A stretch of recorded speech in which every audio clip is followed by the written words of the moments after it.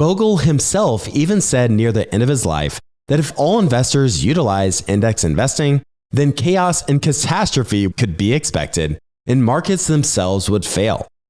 Gladis writes here, an intelligent investor will not only get off this passive investing train, but will use the whole situation to their advantage, provided that active investors come to grips with the new state of the markets, understand how and in what ways market behavior has changed, and adjust their own investing.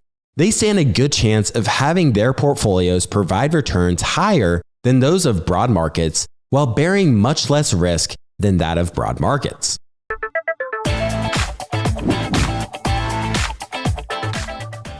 Before we dive into the video, if you've been enjoying the show, be sure to click the subscribe button below so you never miss an episode. It's a free and easy way to support us, and we'd really appreciate it. Thank you so much. Over the past decade, the investment world has fundamentally changed by the rising trend of passive investing. And as more and more capital pours into passive strategies, potentially a smaller and smaller subset of the market is actively engaged in valuing individual businesses and allocating capital based on fundamentals. This trend, of course, has benefited many investors, but it can be argued that it's created a growing number of distortions underneath the surface. In today's episode, I'll be covering a book that digs into this subject. It's called Hidden Investment Treasures: How to Find Great Stock Investments as the Investment World Goes Passive by Daniel Gladiš. Gladis is the founder and director of the Vltava Fund, a long-term, fundamentally driven investment firm based in Europe. He's been an active stock investor since the early 90s and started the fund in 2004. The book makes the case that today's market environment, dominated by indexing, ETFs, and momentum-driven capital flows, may actually be one of the most favorable backdrops for disciplined and patient value investors. Gladis argues that as fewer investors focus on the underlying fundamentals, the gap between price and value has widened in many overlooked corners of the market. Throughout the book, he shares a series of case studies of investments he has personally made in the fund, ranging from companies that our audience is well familiar with, like Berkshire Hathaway and Markel, to less obvious opportunities in Japan and banking. In this episode, I'll walk through the core ideas of the book, discuss several of the most interesting case studies, and share the takeaways I found to be most impactful in reading it. So with that, I hope you enjoyed today's episode on Hidden Investment Treasures by Daniel Gladiš. Since 2014 and through more than 180 million downloads, we've studied the financial markets and read the books that influence self-made billionaires the most. We keep you informed and prepared for the unexpected. Now for your host, Finck.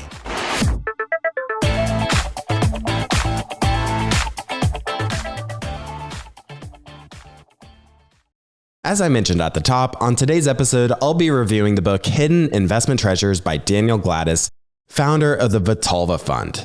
Vltava benchmarks themselves against a world stock market benchmark, and over the 16 years leading up to year-end 2024, the fund delivered returns of 511% versus 333% for their global benchmark. We'll be getting into this here shortly, but Gladis actually makes a case for why the S&P 500 is no longer a helpful benchmark due to the increased use of passive investing, which has bid up the prices of stocks in the S&P 500 relative to their underlying fundamentals. So I found this book to be really interesting and thought-provoking, as it really made me question what I fundamentally believed about the markets. So in chapter 1 of the book, he paints a picture of the market environment we're in today and sort of how we got here. And in the remaining chapters, he covers several different investments for the reader to consider, including Berkshire Hathaway, Markel, Alimentation Couche-Tard, Stellantis, a basket of Japanese stocks, and several others. From Daniel's perspective, he gets a lot of value in listening to investment ideas from others because he's in the business of making investments himself and having a strong thesis for why he's making the bets he is. He mentions that he's read countless investment books. I can certainly resonate with that, but none of these really focus on sharing investment ideas, which, it makes sense because investments can come and go. And what might be a good investment today might not be interesting to someone who's reading 5 years from now.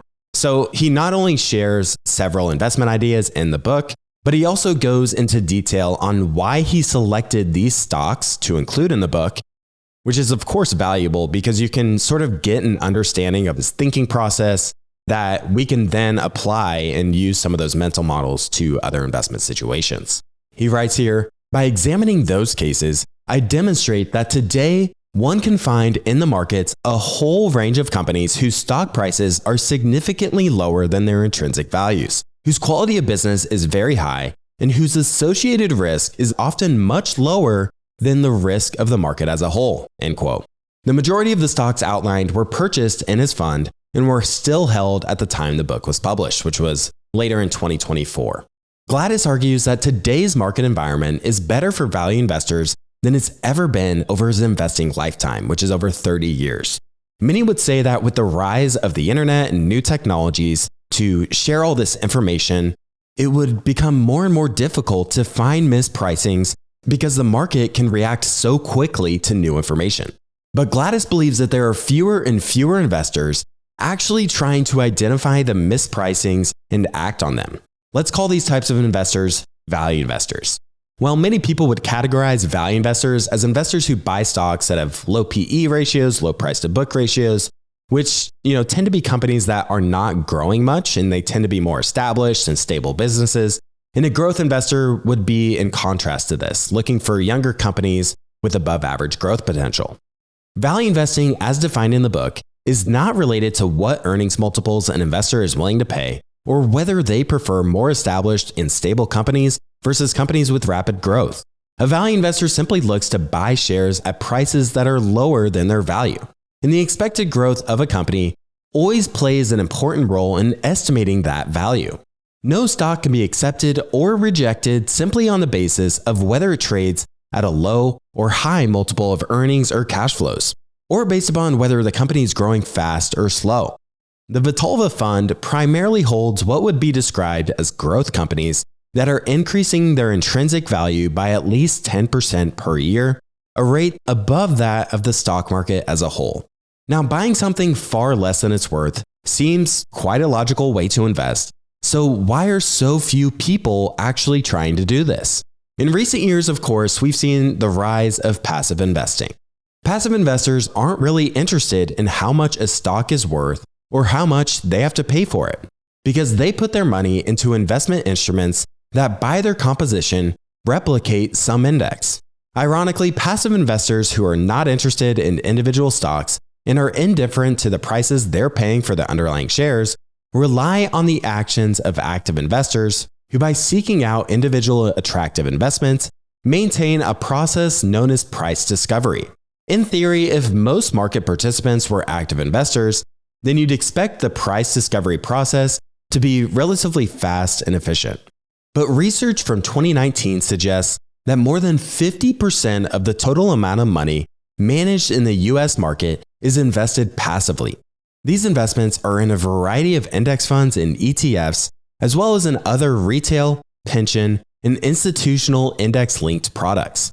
And there are also funds that outwardly appear to be active, but behave more like these passive funds, otherwise known as closet indexers.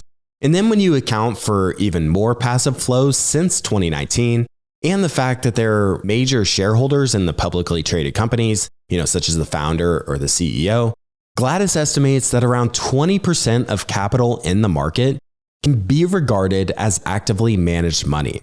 And that doesn't necessarily mean that 20% of capital actually looks for disparities between price and value. For example, it could be momentum strategies, algorithmic trading, or technical analysis. For the past 15 years or so, passive investing has been a tailwind for the S&P 500, helping lift the valuation multiples higher over time. But if the reverse situation happens where these net inflows turn into net outflows, then we could see a considerable decline in the broader market because there just wouldn't be enough capital to absorb that big selling pressure. Now, much has been said about the increased levels of concentration of the top companies in the S&P 500. As of the time of recording, the top 10 companies account for around 40% of the S&P 500's value. When there are passive inflows, the companies with the highest weighting will have the most money allocated to them. And those shares, they have to be sold by somebody if they're being purchased. So, of course, with every buyer, there's a seller. Oftentimes, these sellers end up being active investors. But when that trend reverses and there are passive outflows, it's the largest stocks that are being sold the most and experience the largest declines because there just aren't enough active buyers to keep up with that large selling pressure coming from the passive investors, who again make up most of the market's capital. If we look back at 2022, for example, the Magnificent Seven, which includes Alphabet, Amazon, Meta, Microsoft, Nvidia, and Tesla, they collectively declined by 40%, but their earnings per share only declined by around 8%. Their PE ratios contracted by 1/3 from 38 times earnings to 25 times earnings. So meanwhile, the S&P 500 during that year, it only declined by 19%. And of course, we saw in 2023 and 24, markets rebounded and the valuation levels of these companies soared back to new highs. Now, this isn't meant to necessarily criticize passive investing, as it is a sound long-term investment strategy for most people. But Gladis outlines that everything, no matter how good the idea, has its negative consequences, and the impacts can often run counter to the original intent. The more extreme an original idea and its application, the more pronounced the side effects can be. Gladis believes that the prominence of passive investing is at unprecedented levels, and there has never been anything like it before. And it's critical that investors understand its impact. The situation with so much passive capital in the markets creates a situation where most market participants are invested in the market, but they aren't necessarily concerned with what exactly they're buying and at what price. If you're a value investor and you seek to buy businesses at a discount to their underlying value, then it's a pretty good situation to be in if the person selling the shares to you doesn't necessarily understand what they own and the underlying value of what it is they're selling to you. So the point that Gladis is getting at is that Jack Bogle, he popularized indexing, and the idea was based on the premise that markets were efficient, and passive investors would simply take whatever price the market would give them. But since passive has overtaken the market, passive investors have gone from price takers to price makers, creating a more inefficient market. Bogle himself even said near the end of his life that if all investors utilized index investing, then chaos and catastrophe could be expected and markets themselves would fail. Gladis writes here, an intelligent investor will not only get off this passive investing train, but will use the whole situation to their advantage, provided that active investors come to grips with the new state of the markets, understand how and in what ways market behavior has changed, and adjust their own investing. They stand a good chance of having their portfolios provide returns higher than those of broad markets while bearing much less risk than that of broad markets. So with that as a backdrop, Gladis shares 15 case studies in the book, a few of which I'll be getting into here. In his view, each case study represents a stock that is priced significantly below their intrinsic value as of September 2024 when the book was published, and it represents a high-quality business and often has associated risk that is much lower than that of the overall market. The first chapter is on Berkshire Hathaway, which I know our audience is well familiar with, and my co-host Stig Brodersen already does a deep dive on for the Berkshire episode each year, where he brings on Chris Bloomstrand as a guest just prior to the Berkshire meeting in May. I won't get into the specifics of Berkshire here for this episode, but Gladis has Berkshire as a core holding in his fund, and he expects around a 10% annual growth in the intrinsic value over the long term.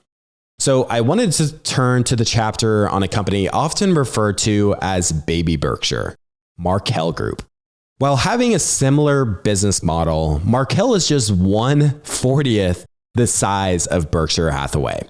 Remarkably, Berkshire has still managed to generate very similar returns to Markel over the past few decades, but I suspect that Berkshire's investable universe is quickly shrinking with their ever-growing cash pile, so I think that's going to make it pretty difficult for them to compound at such high rates going forward, which makes Markel Group potentially more interesting for us as investors. Over the years, several companies have tried to present themselves as the next Berkshire Hathaway, but few have succeeded. Markel Group may be one of the few that have been successful at emulating Berkshire's success over long periods of time. Gladis writes, Although it is far from being of Berkshire quality, this is a business that is so interesting and promising that it makes sense to give it proper attention, end quote. Markel's obvious advantage over Berkshire is obviously its size, giving it less constraints in terms of its future growth prospects. Markel was started in 1930 by Samuel Markel in the state of Virginia, and they first entered the insurance business. Today, Samuel's grandson, Stephen Markel, is the chairman of the board. The company went public in 1986 with a market cap of just $15 million. Tom Gaynor, the CEO of the company today, he joined Markel in 1990 as the company's equity portfolio manager. The stock traded for $20 when Gaynor joined the company, and today, shares trade for around $2,100, representing more than a 100x increase. Gaynor describes Markel as a company that is powered by 3 engines. The first engine is insurance and reinsurance. Today, Markel is the world's leading specialist insurance company and the 3rd largest U.S. provider of excess and surplus insurance. Markel's insurance business has grown steadily over the years and has been consistently profitable. In a very Berkshire-like fashion, Markel is conservative when it comes to underwriting policies, setting aside reserves for future claims and not chasing future growth just for the sake of growth. Insurance companies can get themselves into trouble when they try to chase unprofitable business and are unrealistic in underwriting expected future claims. When it comes to insurance, discipline is of utmost importance, which Markel has consistently showcased. Markel's second engine is its investment portfolio. Berkshire is well known for using its float as an interest-free source of capital to invest in stocks. Markel takes a very similar approach and today has over $32 billion in float. Now, not all of this is invested in the stock market. They need to ensure that they're able to conservatively pay future claims, so a good portion of the float is invested in bonds that are duration matched with expected future claims, while also generating interest income, and about 1/3 is invested in equities. Tom Gaynor is a great investor, and his investment returns over the past 20 years have exceeded the S&P 500 by 1% per annum. The remarkable part about this is just how diversified he is. When I pull up his most recent 13F, his top 10 positions make up just 43% of the portfolio, and he owns more than 100 stocks. It also includes several well-known US blue chips, and the top positions as of today include Berkshire Hathaway, Alphabet, Brookfield Corp, Amazon, and Deere & Co. Gladis estimates that the average overall return on their float will be around 5%. Markel's third engine is the newest, Markel Ventures, which management started building in 2005. Markel Ventures is their arm that invests in private, non-insurance businesses to add more diversification to the conglomerate. It primarily consists of older economy companies and tends to avoid technology and information sectors. Like Berkshire, Markel purchases these companies with the intention of holding them indefinitely. As of the time of writing, this segment produced annual revenues of $5 billion per year. When Gladis totaled up the estimated annual profits from these 3 segments, he came to a total estimate of $1.5 billion per year. And as of the time of writing, Markel traded at a market cap of $20 billion, which he believed was undervalued for a company with the track record and management team that they had. Over the 20 years leading up to the book being published, Markel compounded operating income at 11% per year, gross premiums compounded at 9% per year, and the investment portfolio also compounded at 9%. Investors like to judge the valuation of companies like Berkshire and Markel based on the price-to-book ratio, but judging the valuation based on this metric can be a bit tricky for Markel because as Markel Ventures continues to grow and continue to play an increasingly important role in the conglomerate, book value becomes less and less relevant since acquisitions are accounted for at cost. So it's probably better to judge the valuation based on maybe the sum of the parts methodology. Gladis views Markel as a prime candidate to be a hidden investment treasure. Because of its medium size, it doesn't have a large weighting in the indices, and since it belongs in the financial sector and the property casualty insurance subsector, passive capital doesn't substantially flow to this area of the market. Additionally, since it's a rather boring investment that, won't make investors rich overnight, it can continue to quietly compound without receiving much attention from retail investors. I should also mention that each year, during the Berkshire Weekend in Omaha, I attend the Markel Brunch where Tom Gaynor and other managers host a free event for investors to socialize and ask some questions. It's a really fun event, and if you happen to be in Omaha during the Berkshire Weekend, I would highly encourage you to attend the Markel Brunch as well. I also like that Markel has a very broad and loyal shareholder base. At the Markel Brunch, there are hundreds of people eagerly listening to management's responses to questions, and the questions asked are rather sophisticated. So I think that management does a really good job of communicating with shareholders and building out a strong base of well-informed, quality shareholders. I'd also like to mention that I put together a video that explains how you can attend the Berkshire Hathaway shareholders meeting and how you can join us at the events that TIP is hosting. I'll be sure to get that video linked in the show notes for those who are interested. The second case study I'd like to highlight is Alimentation Couche-Tard. Prior to getting into the business, Gladis educates the reader extensively on capital allocation, share repurchases, and dividends. He strongly favors companies that are good capital allocators and tends to favor companies that are share cannibals as well. Share cannibals are companies that have repurchased a significant number of their shares and have done so at attractive valuations. The reason he tends to favor wise share repurchases over dividends is that share repurchases can add value to existing shareholders when they're done well below the intrinsic value of the company. In this case, value is transferred from the seller to existing shareholders because of the advantageous price the shares are purchased at. Whereas with dividends, no value is created because the company is simply sending a check to the shareholders. Share buybacks are essentially an investment by the company into itself with a return on capital that is usually higher than what is offered by available investment opportunities and without the risk associated with such investments. If management can maintain the discipline to buy back shares only at favorable prices, and if this is not at the cost of excessively growing debt levels, then share buybacks can have a highly positive impact on both share value and share price over the long term. He then shares a word of caution with regard to acquisitions. Acquisitions for managers can be tempting, as having your company in the headlines for buying your largest competitor seems a lot more fun than a headline that states that you bought back 1/5 of your shares. And acquisitions come with big risks for shareholders. Gladis writes, "Our study of market events and our own investment experience lead us to conclude that the greatest potential risk for value destruction is through acquisitions. This is because overall, it is a form of capital allocation to which the largest volumes of money are directed." End quote. Are you looking to connect with high-quality people in the value investing world? Beyond hosting this podcast, I also help run our TIP Mastermind community, a private group designed for serious investors.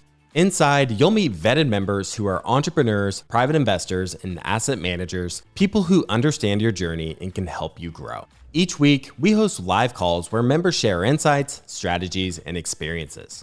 Our members are often surprised to learn that our community is not just about finding the next stock pick, but also sharing lessons on how to live a good life. We certainly do not have all the answers, but many members have likely faced similar challenges to yours. And our community does not just live online. Each year, we gather in Omaha and New York City, giving you the chance to build deeper, more meaningful relationships in person. One member told me that being a part of this group has helped him not just as an investor, but as a person looking for a thoughtful approach to balancing wealth and happiness. We're capping the group at 150 members, and we're looking to fill just 5 spots this month. So if this sounds interesting to you, you can learn more and sign up for the waitlist at theinvestorspodcast.com/mastermind. That's theinvestorspodcast.com/mastermind, or feel free to email me directly at clay@theinvestorspodcast.com. If you enjoy excellent breakdowns on individual stocks, then you need to check out the Intrinsic Value podcast hosted by Sean O'Malley and Daniel Malka. Each week, Sean and Daniel do in-depth analysis on a company's business model and competitive advantages, and in real time, they build out the intrinsic value portfolio for you to follow along as they search for value in the market. So far, they've done analysis on great businesses like John Deere, Ulta Beauty, AutoZone, and Airbnb, and I recommend starting with the episode on Nintendo the global powerhouse in gaming. It's rare to find a show that consistently publishes high-quality, comprehensive deep dives that cover all of the aspects of a business from an investment perspective.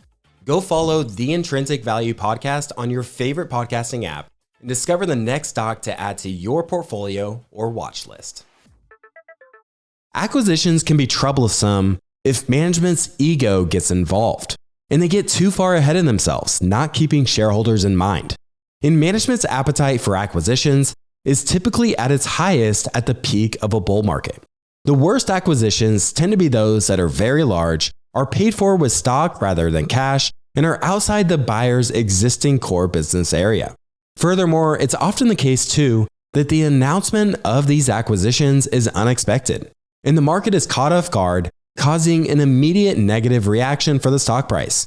Now, when you're partnered with a good management team with a good track record of looking out for shareholders, this potential risk for investors is largely eliminated.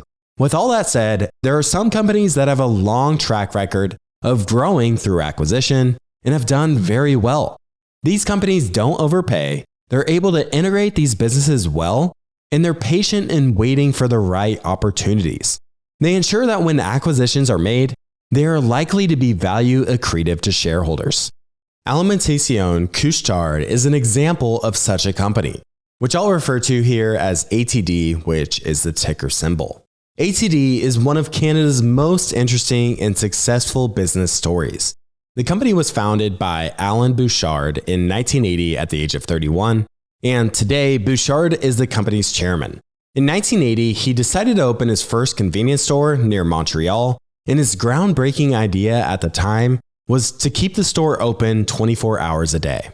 Fast forward to today, the company owns 17,000 stores in Canada, the US, Northern Europe, and Asia. Remarkably, of the stores they own today, 75% of them came through acquisitions. Stores acquired by ATD tend to perform better in their hands than previously to the acquisition, showcasing their operational excellence. Debt is often used in making acquisitions, and then it's typically paid down rather quickly to give the company flexibility to make further acquisitions in the future or buy back shares at favorable prices. Over the past 20 years, ATD has made around 75 acquisitions, and its stores span across 25 different countries. And since the convenience store industry remains highly fragmented, there is still a significant opportunity to continue to grow through acquisitions. In the US alone, there are 150,000 convenience stores and gas stations of the type that ATD operates, 7,000 of which are ATDs. That's less than 5% of the total market. As in many other industries, the expense structure favors the larger players over the smaller ones, especially when it comes to things like purchasing fuel. Since large players are able to have a lower cost structure, it makes sense for the industry to continue to consolidate. ATD is one of those companies that has steadily grinded out high returns over the years. Since their IPO in 1999, the stock has compounded at an average rate of 21% per annum. This has been driven by disciplined capital allocation and high returns on invested capital, and as long as the company continues with this sound strategy, one should expect it to continue to perform well from here. Jumping to the third hidden investment treasure I wanted to discuss today, we have NVR. I've long considered chatting about home builders here on the show, but I haven't come around to pulling the trigger on it. Several value investors and some members of our mastermind community have been interested in home builders like D.R. Horton and Toll Brothers. So to tee up the discussion here on NVR, Gladis ruminates on the best type of business one could own.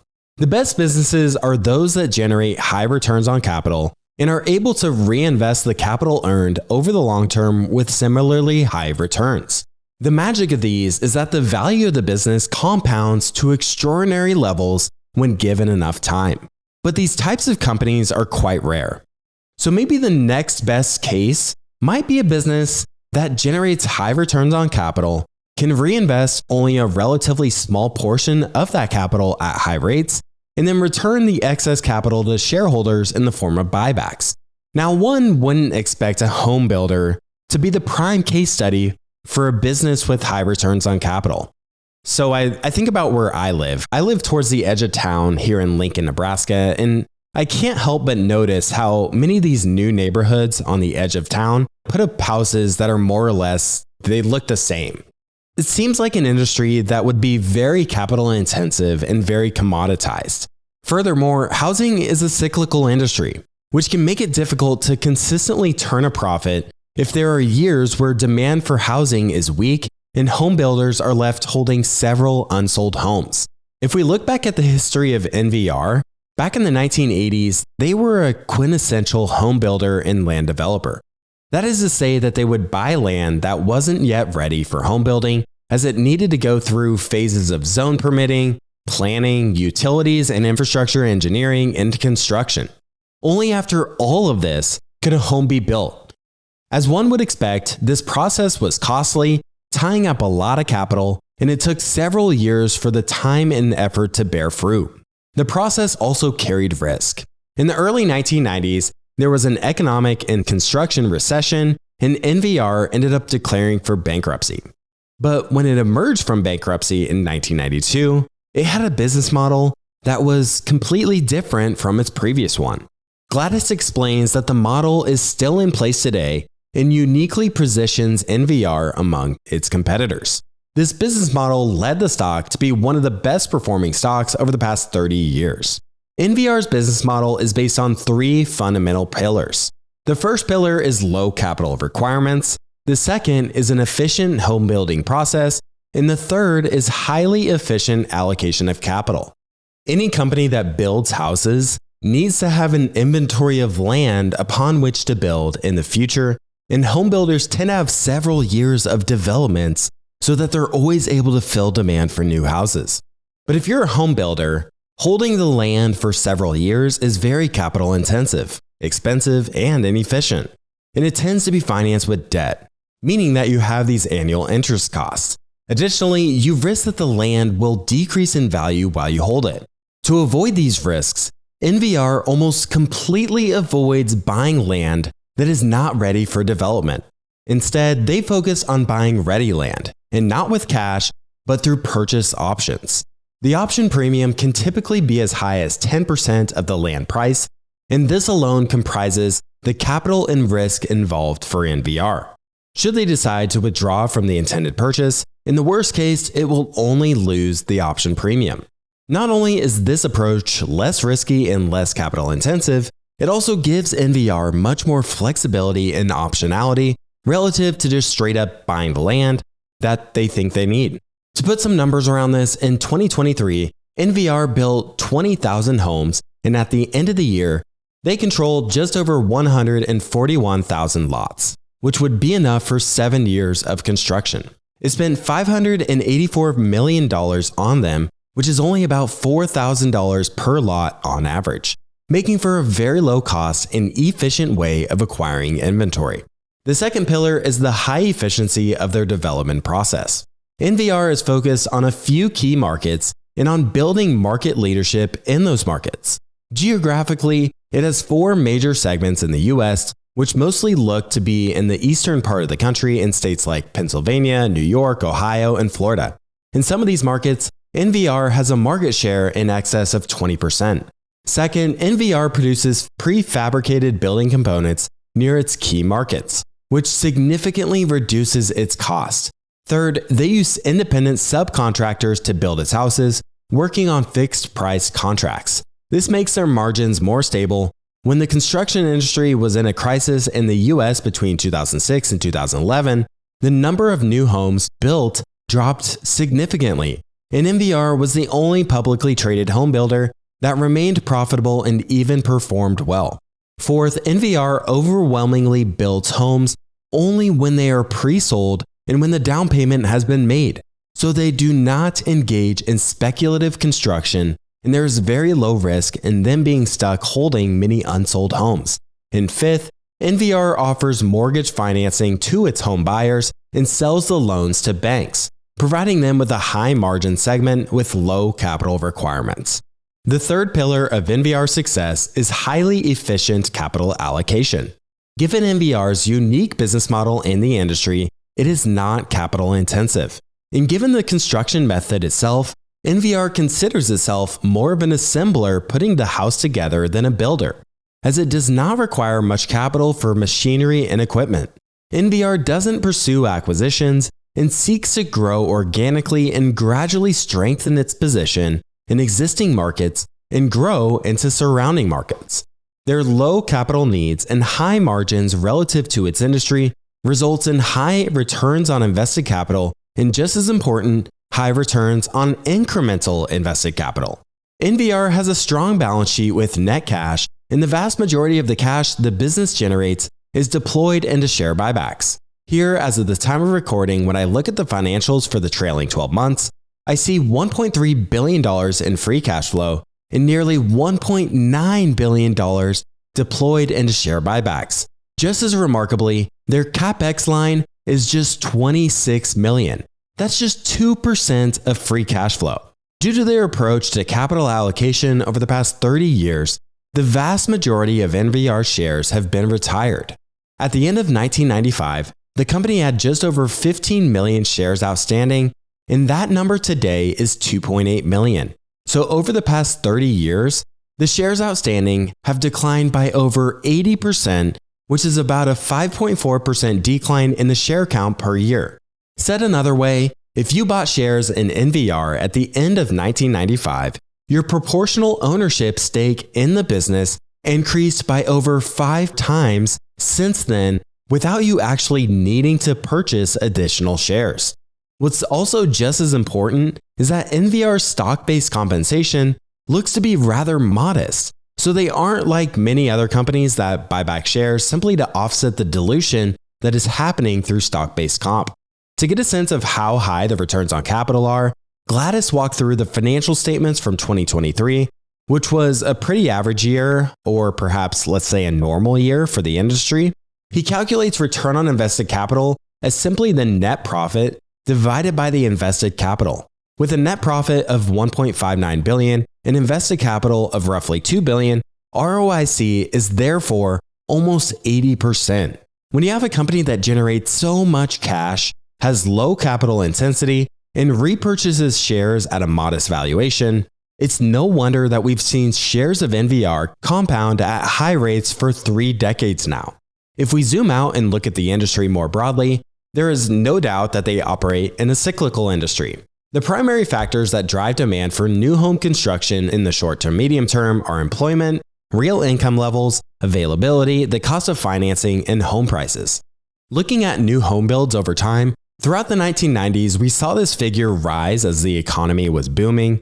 There was a temporary decline in the early 2000s, and then at the peak of the GFC, new home builds rose to 2.2 million and crashed all the way down to just 600,000 around 2012. Now today, this figure has steadily increased back to 1.8 million new builds as the industry recovered over the years. Looking back at the historical financials for NVR, the cyclicality of the industry has certainly impacted this business.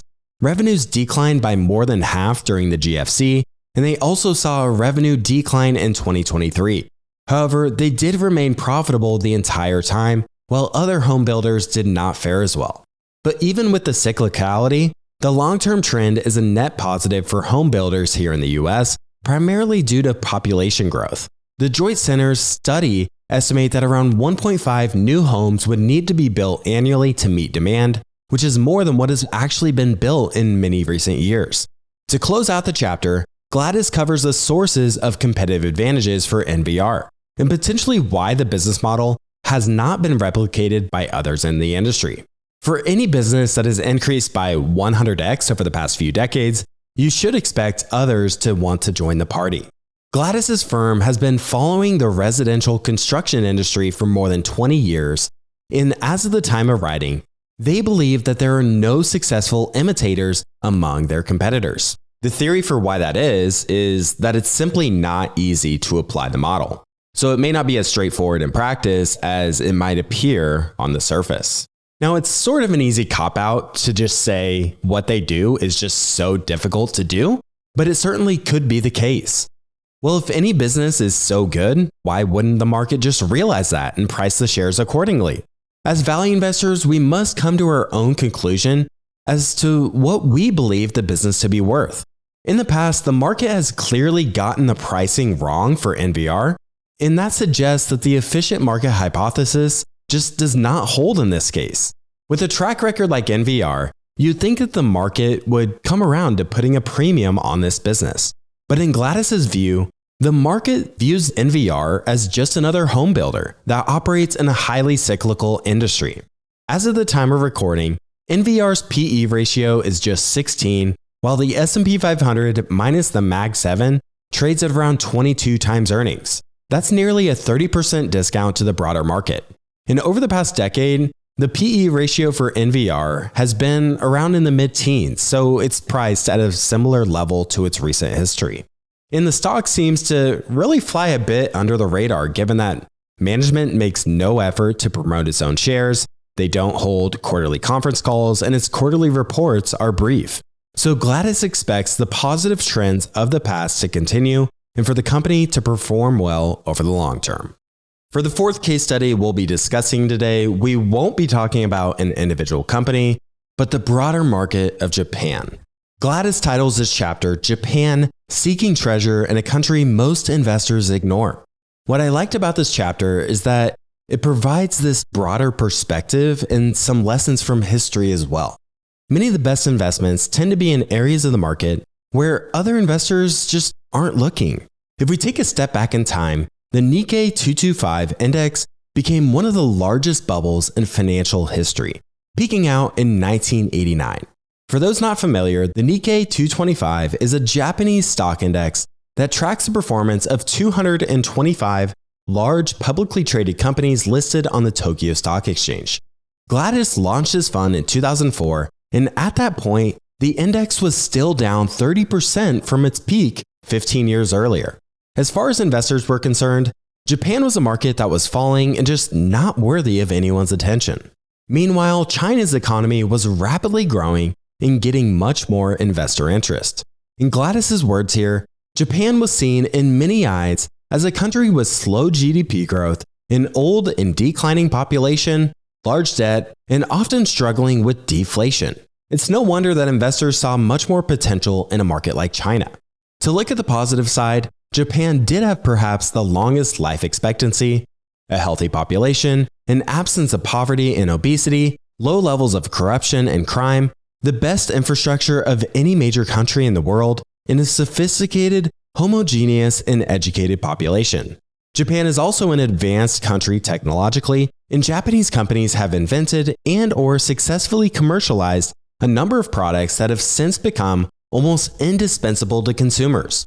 A few examples include the microwave, a whole range of computer chips, the digital watch, the transistor radio, 3G mobile telephones, among several others.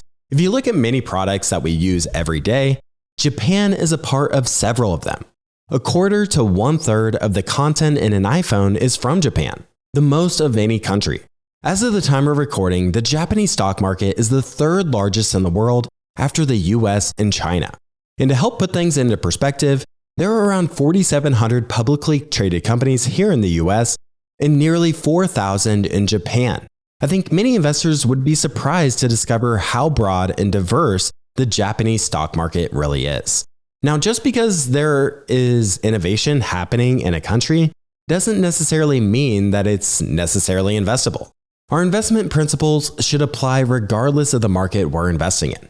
While investors deemed Japan uninteresting and filled with companies that had low returns on capital, too much cash sitting on the balance sheet, and a lack of shareholder value creation, some things started to happen underneath the surface to get the market picking back up. In light of the great financial crisis, the Nikkei 225 plunged by more than 50%, and it hardly recovered from 2009 to 2012. In 2012, the Liberal Democratic Party pursued monetary easing, budgetary stimulus, and structural reforms that helped spark investor interest and helped kick the market back into gear. And in 2014, further pressure was put on the efficiency of companies and for an increased focus on shareholder value creation, and even further pressure was added in 2020 and 2023. If management did not prioritize shareholders in their decision-making and did not present a clear plan to improve ROEs, or inefficient capital allocation, then they risked being delisted. One index required that companies maintain ROEs in excess of their cost of capital and that their shares must trade above book value. Gladis mentioned that he hadn't seen oversight like this anywhere else in the world. And as a result, many companies have increased their dividends, increased the use of share buybacks, and made other strategic decisions to add value to shareholders.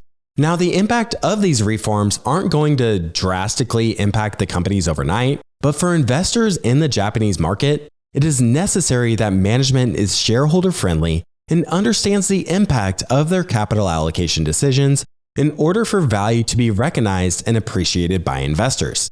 From the end of 2012 to the time of recording, the Nikkei has compounded at just shy of 13% per year. However, the Japanese yen has weakened substantially over that time period. At the start of the time frame, the yen to USD ratio was around 86, and today it's 157.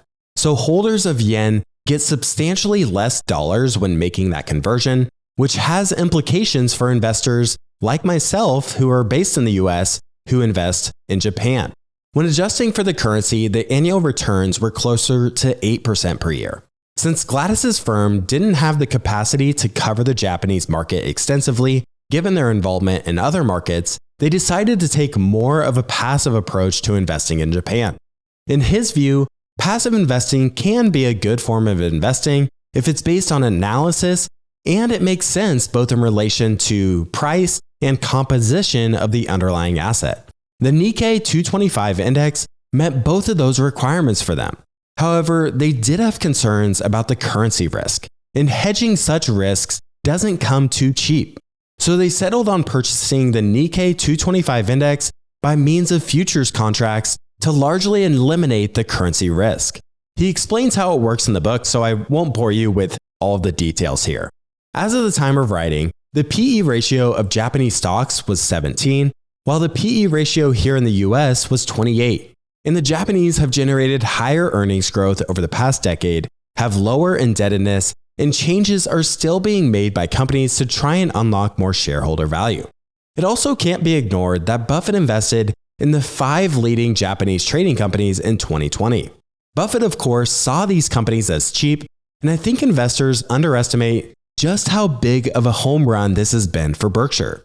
Since the end of 2020, all 5 of these stocks are up by more than 4x, which would equate to a 30% plus compounded annual growth rate. I've personally looked a bit into investing in Japan myself, and I do own one SaaS business in Japan that is rather small. I'm in agreement with him that the currency risk just cannot be ignored. I tried to overcome that in my investment by buying cheap and ensuring that the future growth is strong. When you buy cheap and the thesis ends up even moderately playing out, it's very hard to lose unless the currency significantly goes against you. For those interested in checking out businesses in Japan, there's a Substack called Made in Japan that I follow that publishes differentiated ideas. The writer is an analyst who lives in Japan, and I think they put out great work, so I'll get that blog linked in the show notes for those that are interested. Their page also lists a bunch of other Substacks that discuss Japan in depth as well. Now, I'll be the very first to say that listeners should not take this as a recommendation to invest in Japan. There's that saying that investors that send their money internationally trade known risks for unknown risks due to things like cultural differences, potentially less disclosures or transparency, or a language barrier that simply prevents you from understanding the businesses as well.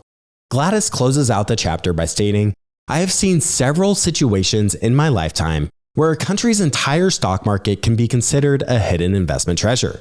It is almost certain that such opportunities will continue to occur in the future." End quote.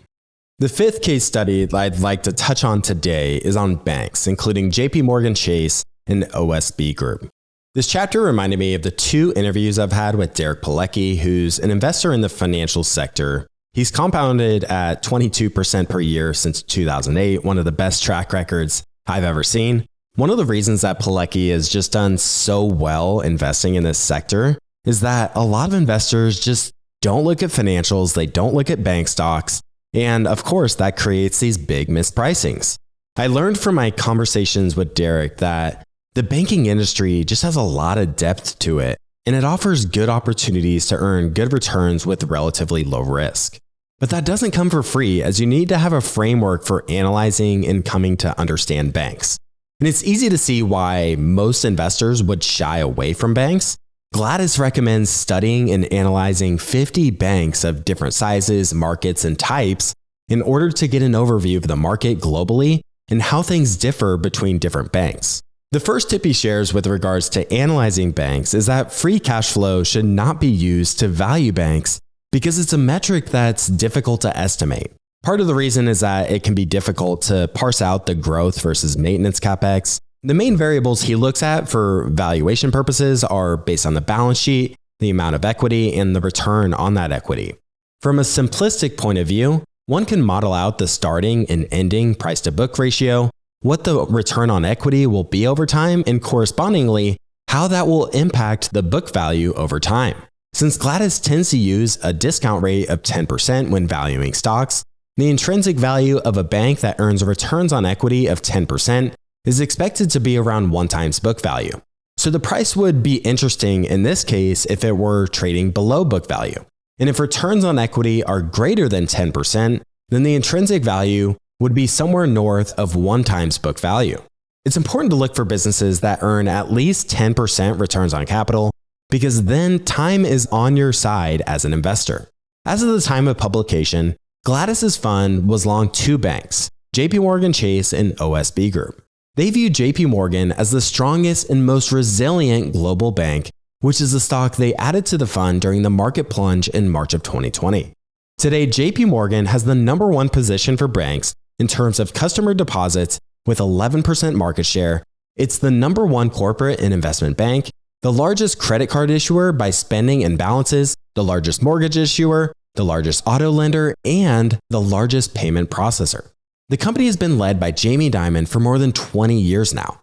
Since Dimon was CEO of Bank One in March of 2000, which would eventually merge with JP Morgan 4 years later, he's delivered returns of 12.1% through year-end 2023, while the S&P 500 returned just 6.9%. For a bank to perform well over the long term, it must consistently earn high returns on equity and ensure that there aren't significant losses during the temporary crises, such as the Great Financial Crisis. JP Morgan satisfies both of those conditions. During the GFC, many banks, of course, did not survive, and JP Morgan was the only major US bank that did not need government assistance and was profitable, and actually mitigated the impact of the crisis on the entire financial sector by taking over the failing Bear Stearns in March 2008. JP Morgan's management prioritizes return on tangible equity, which has been around 15% since the merger with Bank One. This is the rate at which the bank's capital is accumulating before dividend payments and share buybacks. Jamie Dimon says that he expects JP Morgan to be able to achieve an average return on tangible equity of around 17%, and over the 5 years leading up to the book here, that figure was 19%.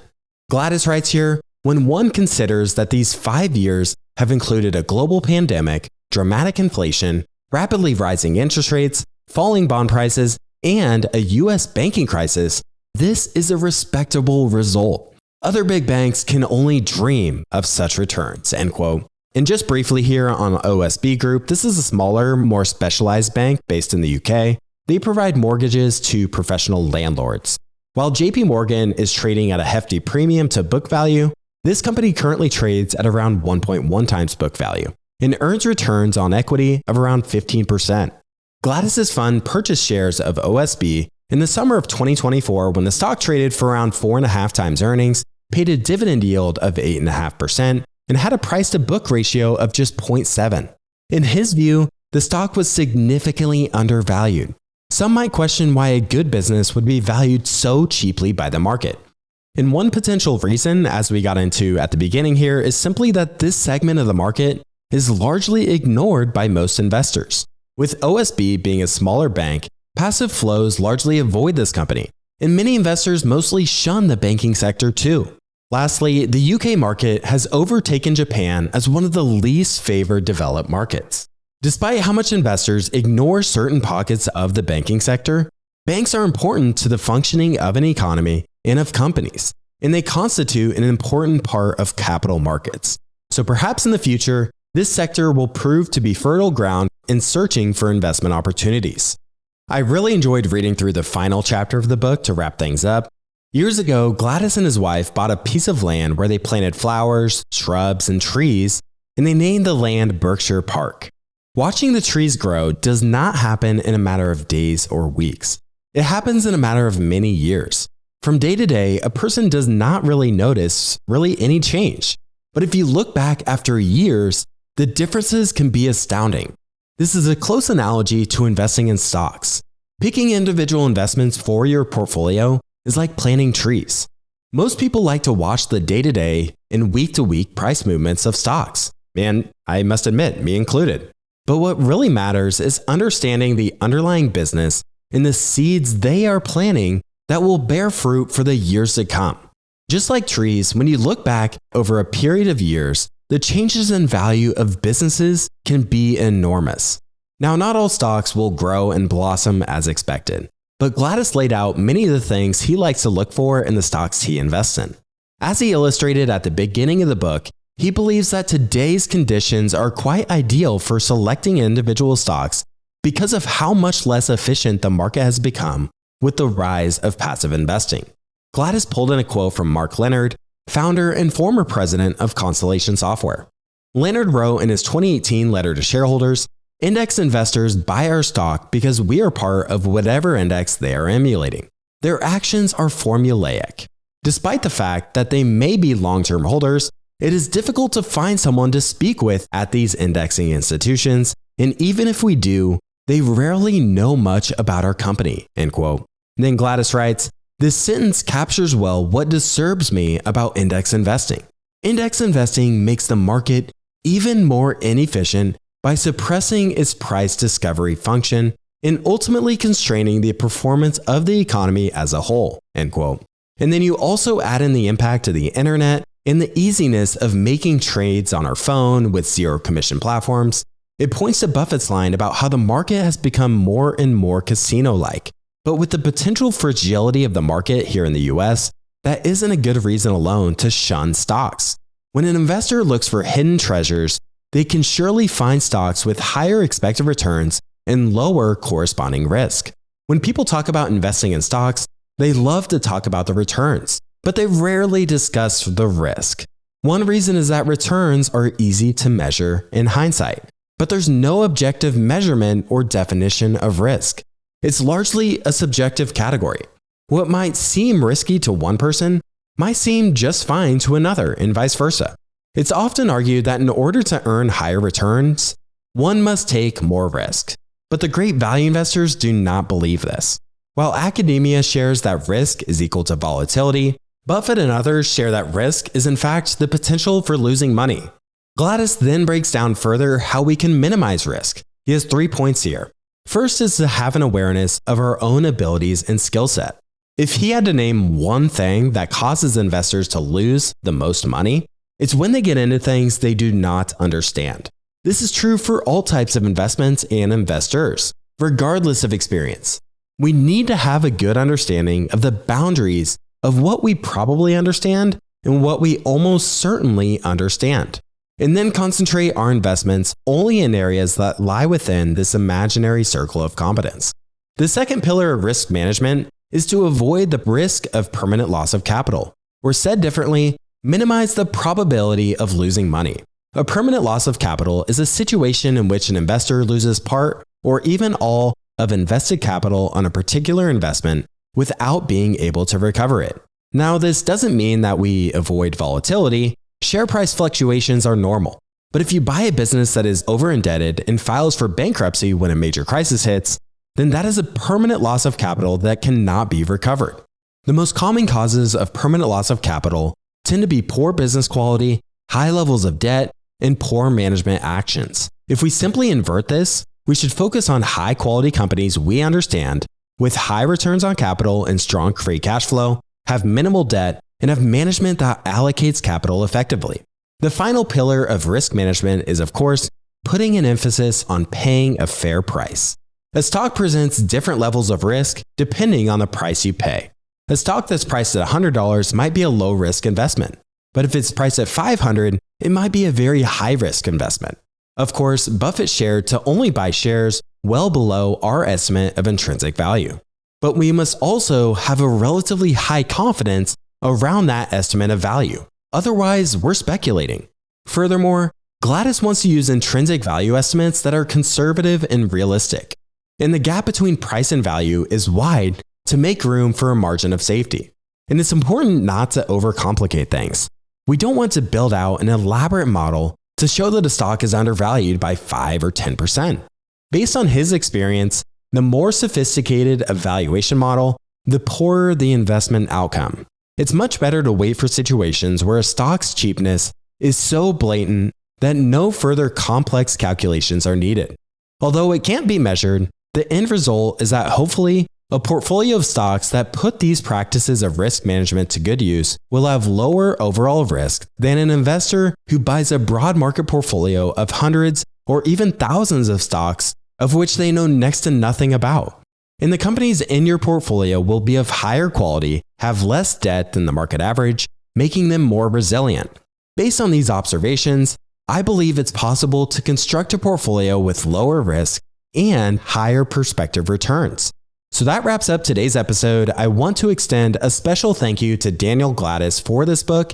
It's very well written, and I would encourage the listeners to pick it up. And it looks like in his annual letters, he also provides updates around changes to his portfolio and the top positions in his fund. So I think we'll close out the episode on that note. Thanks a lot for tuning in to today's episode, and I hope to see you again next week. Thanks for listening to TIP. Follow We Study Billionaires on your favorite podcast app and visit theinvestorspodcast.com for show notes and educational resources. This podcast is for informational and entertainment purposes only and does not provide financial, investment, tax, or legal advice.